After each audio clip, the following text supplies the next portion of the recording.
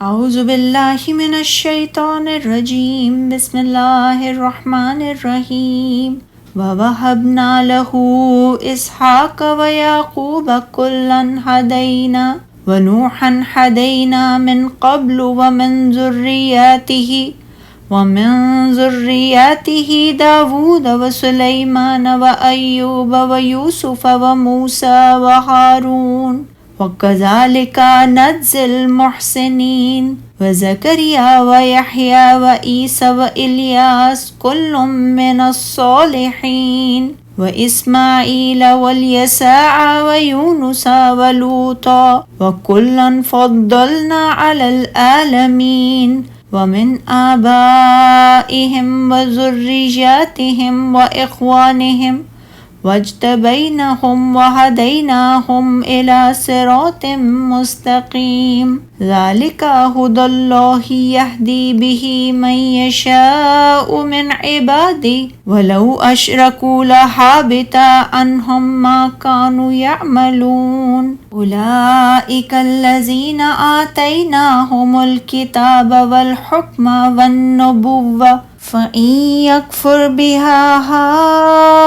هَٰؤُلَاءِ فَقَدْ وَكَّلْنَا بِهَا قَوْمًا لَيْسُوا بِهَا بِكَافِرِينَ أُولَٰئِكَ الَّذِينَ هَدَى اللَّهُ فَبِهُدَاهُ مُقْتَدِهْ قُل لَّا أَسْأَلُكُمْ عَلَيْهِ أَجْرًا إِنْ هُوَ إِلَّا ذِكْرَىٰ لِلْعَالَمِينَ۔ اور ہم نے اس ابراہیم علیہ السلام کو اسحاق اور یعقوب عطا کیے۔ ہم نے سب کو ہدایت دی اور اس سے پہلے ہم نے نوح کو ہدایت دی تھی اور اس کی اولاد میں سے داؤد، سلیمان، ایوب، یوسف، موسیٰ اور ہارون کو بھی ہدایت دی، اور اسی طرح ہم نیکی کرنے والوں کو بدلہ دیتے ہیں۔ ہم نے زکریا، یحییٰ، عیسیٰ اور الیاس کو بھی ہدایت دی، وہ سب نیک لوگوں میں سے تھے، اور ہم نے اسماعیل، الیسع، یونس اور لوط کو بھی ہدایت دی، اور ان سب کو ہم نے جہانوں پر فضیلت دی، اور کچھ کو ان کے باپ دادا اور ان کی اولاد اور ان کے بھائیوں میں سے، اور ہم نے انہیں چن لیا اور سیدھی راہ کی طرف ہدایت دی۔ یہ اللہ کی ہدایت ہے، وہ اپنے بندوں میں سے جسے چاہتا ہے اس کی طرف رہنمائی کرتا ہے۔ اور اگر وہ لوگ شرک کرتے تو جو وہ عمل کرتے تھے برباد ہو جاتے۔ یہ وہ لوگ ہیں جنہیں ہم نے کتاب، حکمت اور نبوت دی تھی۔ اب اگر یہ لوگ اس ہدایت کو ماننے سے انکار کرتے ہیں تو بے شک ہم نے اس کے لیے ایسی قوم تیار کی ہے کہ وہ ان کا انکار کرنے والی نہیں۔ یہ لوگ ہیں جنہیں اللہ نے ہدایت دی، لہٰذا اے نبی صلی اللہ علیہ وآلہ وسلم آپ بھی ان کے طریقے کی پیروی کریں۔ کہہ دیجئے میں اس پر تم سے کوئی اجر نہیں مانگتا، یہ تو تمام دنیا والوں کے لیے نصیحت ہے۔ اللہ تعالیٰ نے ذکر فرمایا ہے کہ اس نے حضرت ابراہیم علیہ السلام کو بڑھاپے میں اس وقت اسحاق علیہ السلام عطا فرمایا جب آپ اور آپ کی بیوی سارہ اولاد سے مایوس ہو گئے تھے۔ آپ کے پاس اس وقت فرشتے آئے جب وہ قوم لوط کی طرف جا رہے تھے، اور انہوں نے آپ دونوں میاں بیوی کو حضرت اسحاق علیہ السلام کی بشارت سنائی، تو حضرت سارہ نے اس سے تعجب کیا، جیسا کہ فرمایا اللہ تعالیٰ نے سورہ ہود میں۔ اس نے کہا اے ہے میرے بچہ ہوگا، میں تو بڑھیا ہوں اور یہ میرے میاں بھی بوڑھے ہیں، بے شک یہ تو بڑی عجیب بات ہے۔ انہوں نے کہا کیا تم اللہ کی قدرت سے تعجب کرتی ہو؟ اے اہل بیت، تم پر اللہ کی رحمت اور اس کی برکتیں ہیں،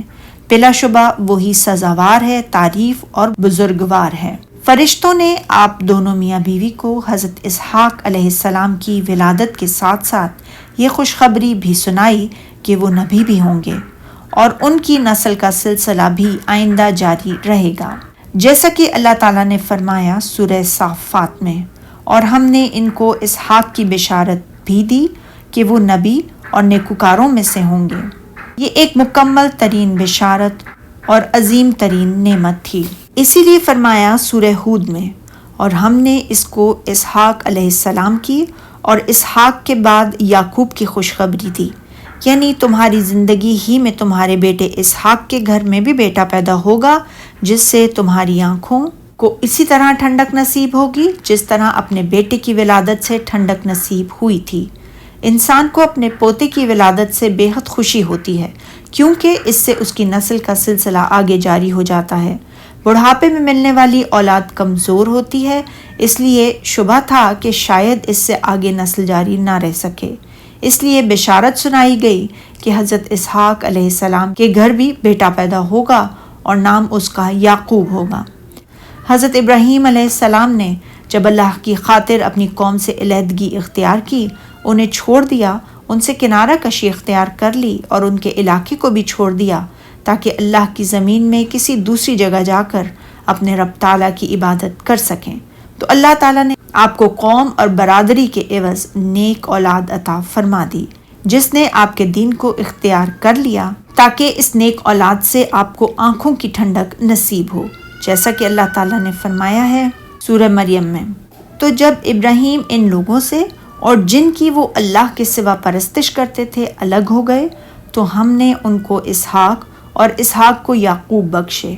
اور سب کو پیغمبر بنایا، اور یہاں فرمایا اور ہم نے ان کو اسحاق اور یعقوب بخشے اور سب کو ہدایت دی، اور فرمایا یعنی اس سے پہلے ہم نے نوح کو بھی ہدایت بخشی تھی جس طرح ہم نے ابراہیم کو ہدایت بخشی اور نیک اولاد عطا کی ہے۔ حضرت نوح اور ابراہیم علیہ السلام دونوں کو عظیم خصوصیت حاصل ہے۔ حضرت نوح علیہ السلام کو تو یہ خصوصیت حاصل ہے کہ جب اللہ تعالیٰ نے تمام اہل زمین کو غرق کر دیا سوائے ان لوگوں کے جو آپ پر ایمان لے آئے تھے، اور یہ وہی لوگ تھے جو آپ کے ساتھ کشتی میں سوار تھے، تو اللہ تعالیٰ نے آپ کی اولاد کو باقی رکھا۔ اب سب لوگ آپ ہی کی اولاد ہیں۔ حضرت ابراہیم علیہ السلام کو یہ خصوصیت حاصل ہے کہ آپ کے بعد تشریف لانے والے تمام انبیاء کرام آپ ہی کی اولاد میں سے ہیں، جیسا کہ فرمایا سورہ عنکبوت میں، اور ہم نے اس ابراہیم علیہ السلام کی اولاد میں پیغمبری اور کتاب مقرر کر دی، اور فرمایا سورہ حدید میں،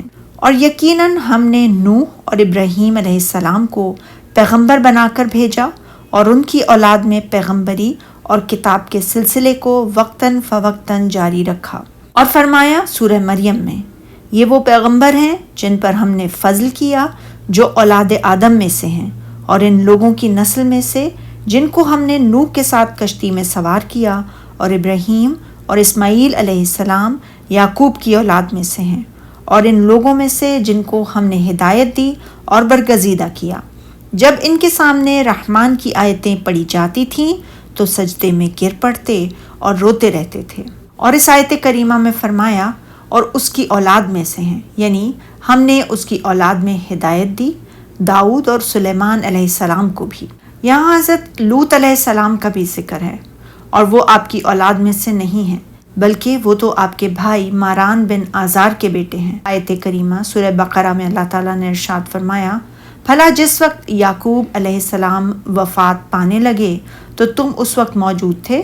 جب انہوں نے اپنے بیٹوں سے پوچھا کہ میرے بعد تم کس کی عبادت کرو گے؟ تو انہوں نے کہا ہم آپ کے معبود اور آپ کے باپ دادا ابراہیم اور اسماعیل اور اسحاق علیہ السلام کے معبود کی عبادت کریں گے جو معبود یکتا ہے اور ہم اسی کے حکم بردار ہیں۔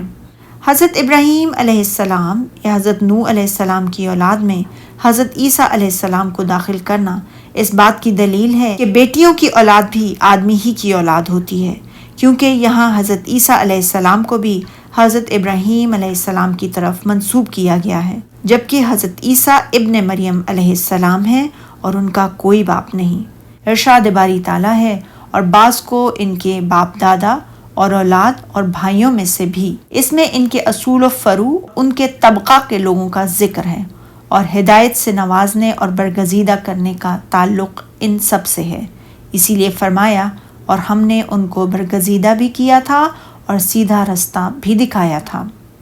ارشاد باری تعالیٰ ہے، یہ اللہ کی ہدایت ہے، اس پر اپنے بندوں میں سے جسے چاہے چلائے، یعنی انہیں اللہ کی توفیق اور اس کی ہدایت عطا فرمانے ہی سے ہدایت حاصل ہوتی ہے، اور اگر وہ لوگ شرک کرتے تو جو عمل وہ کرتے تھے سب ضائع ہو جاتے۔ اس سے معلوم ہوا کہ شرک کا معاملہ کس قدر شدید اور غلیظ ہے، اس کا ارتکاب کرنا کس قدر عظیم گناہ ہے۔ جیسا کہ فرمایا سورہ زمر میں، اور بلا شبہ اے نبی صلی اللہ علیہ وآلہ وسلم آپ کی طرف اور ان پیغمبروں کی طرف جو آپ سے پہلے ہو چکے ہیں یہی وحی بھیجی گئی ہے کہ اگر تم نے شرک کیا تو تمہارے عمل برباد ہو جائیں گے۔ اور فرمایا سورہ زخرف میں کہ کہہ دیجئے اگر رحمان کی اولاد ہوتی تو میں سب سے پہلے اس کی عبادت کرنے والا ہوتا۔ اور فرمایا سورہ انبیاء میں اگر ہم چاہتے کہ کھیل کی چیزیں یعنی زن و فرزند بنائیں تو اگر ہم کو کرنا ہی ہوتا تو ہم اپنے پاس سے بنا لیتے۔ اور فرمایا سورہ زمر میں اگر اللہ کسی کو اپنا بیٹا بنانا چاہتا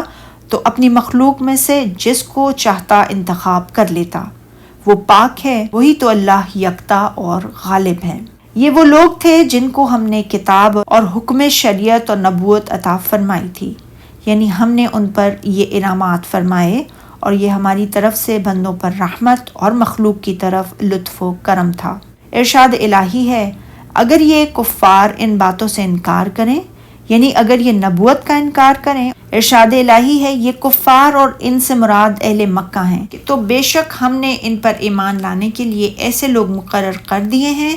کہ وہ ان سے کبھی انکار کرنے والے نہیں ہیں۔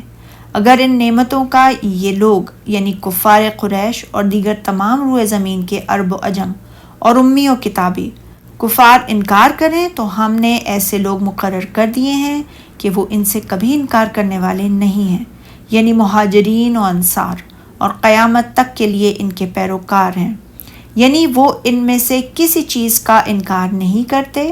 ان میں سے ایک حرف کو بھی رد نہیں کرتے، بلکہ محکم اور متشابہ سب کے ساتھ ایمان رکھتے ہیں۔ پھر اللہ تعالیٰ نے اپنے عبد الرسول حضرت محمد صلی اللہ علیہ وآلہ وسلم کو مخاطب کرتے ہوئے فرمایا